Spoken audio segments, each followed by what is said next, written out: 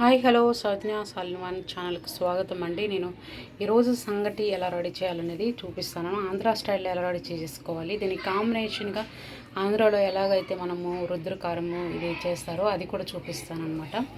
ఇప్పుడు మనము ఇందులోకి ఒక గ్లాస్ అయితే రైస్ వేసేసుకుని నానబెట్టుకున్నానండి. దీన్ని మనం ఇప్పుడు వాటర్ పోసి శుభ్రంగా కడిగేసేసుకొని వాటర్ పోసుకొని ఇది చేసుకోవాలన్నమాట, ఉడకబెట్టుకోవాలి. ప్రాసెస్ అంతా చూపిస్తానండి, వీడియోలోకి వెళ్ళి చూద్దాం రండి. ఒక గ్లాస్ రైస్కి 3 గ్లాసులు వచ్చేసి మనం నీళ్ళు వేసుకుంటే మనకి సరిపోతుంది. ఒకవేళ తక్కువైనా కొంచెం హార్డ్ వాటర్ చేసి వేసుకోవచ్చు, ఎవరైనా కొత్తగా రెడీ చేస్తున్న వాళ్ళైతే. చూద్దాం రండి. అన్నం పొంగొచ్చేసిందండి. అన్నం అయితే బాగా ఉడకాలి, అప్పుడు మనము రాగిపిండి వేసుకుందాము. కొంచెం రుద్దురు కారం పచ్చడి తయారు చేస్తున్నాం అన్నమాట, అది కూడా చాలా బాగుంటుంది దీని కాంబినేషన్కి. కొంచెం కందిపప్పును వేయించుకోవాలండి. కందిపప్పు వేగిపోయాయండి, కొంచెం అయితే చేస్తున్నాను నేను పచ్చడి, అందుకోసమే కొంచెమే కందిపప్పు వేసుకున్నాను. మీరు ఎంతమంది ఉంటారో ఎంతమంది తింటారో అనే దాన్ని బట్టి వేసుకోండి. ఇప్పుడు నేను కొంచెం అన్ని ఎండుమిరపకాయలు, ఒక 5-6 ఎండుమిరపకాయలు వేసి ఒక రెమ్మ కరివేపాకు వేసేసి వేయించుకుంటున్నాను. ఇవి కూడా బాగా వేగాలన్నమాట. అవి పక్కకు తీసేసాక 2 టమాటాలు వేసి వేయించేసుకోవాలి. ఇది మూత పెట్టి మగ్గనిద్దాము. ఇప్పుడు ఇవి టమాటా అయితే మగ్గుతుందండి మనకి. ఇప్పుడు మనం ఇవి మిక్సీ పట్టుకుని వద్దాము. కొంచెం సాల్ట్ వేస్తున్నాను, మిక్సీ పట్టుకుని వద్దాము. మిక్సీ జారులో పట్టుకొని వచ్చానండి ఇవైతే. ఇప్పుడు టమాటా మగ్గాక టమాటా వేసేస్తాము, అదేవిధంగా వెల్లిపాయలు కూడా అప్పుడే వేసేసుకున్నామండి. ఇప్పుడు అన్నం చూడండి ఫ్రెండ్స్, మెత్తగా ఉడికిపోయింది మనకి. ఇప్పుడు మనము రాగిపిండి వేసుకున్నాము. రాగిపిండి వేసేసుకొని 2 మినిట్స్ మనం ఇది కానిచ్చేస్తే సరిపోతుంది.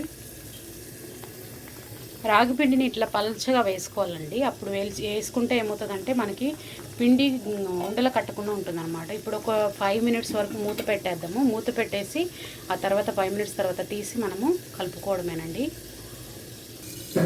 టమాటా కూడా మగ్గుతూ ఉందండి. టమాటా మగ్గిపోయింది. కొత్తిమీర వేసాను మగ్గుతూ ఉన్నప్పుడే. టమాటా ఇంకొక 2-3 మినిట్స్ మగ్గితే సరిపోతుంది.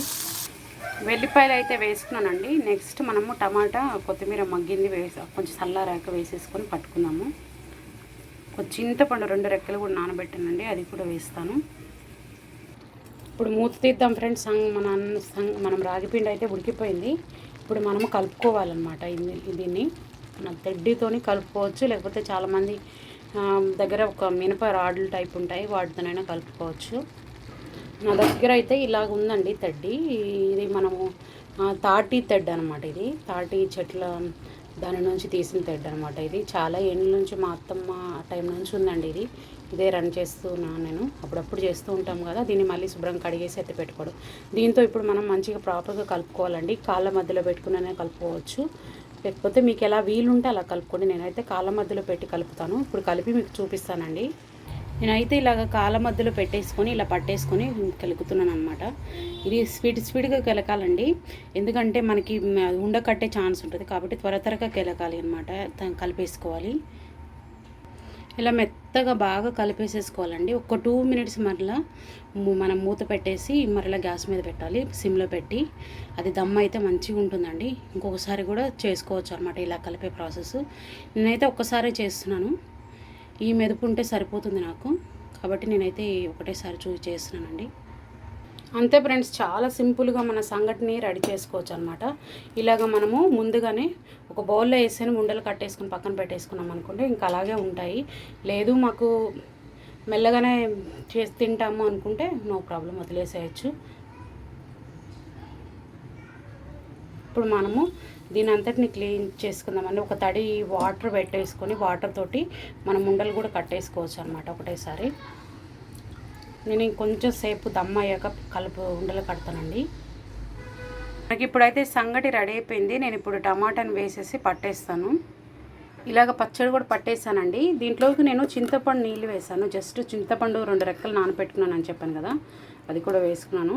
ఇప్పుడు పోపు పెట్టుకోవాలనుకుంటే పోపు పెట్టుకోవచ్చు, లేదంటే అలాగే తినేసేయచ్చు. పోపు పెట్టుకోవాల్సిన అవసరం కూడా లేదండి, ఎందుకంటే మనం వెల్లిపాయ వేసాము, కరివేపాకు వేసుకున్నాము, ప్లస్ ఇవన్నీ వేసుకున్నాం కదా, అందువల్ల అవసరం లేదు. మీరు ఒకవేళ పోపు పెట్టుకోము అనుకున్నప్పుడు కొంచెం జీలకర్ర కూడా వాటితో పాటు వేయించేసి వేసుకోవచ్చు.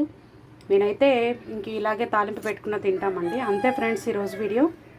దీనికి కాంబినేషన్గా ఆమ్లెట్ కానీ ఏదైనా వేసేసుకొని తినేసారంటే బాగుంటుంది. నేనైతే అదే పని చేస్తానన్నమాట. ఆమ్లెట్ చేసేసి ఎప్పుడు చేసేసుకొని తినేస్తామండి.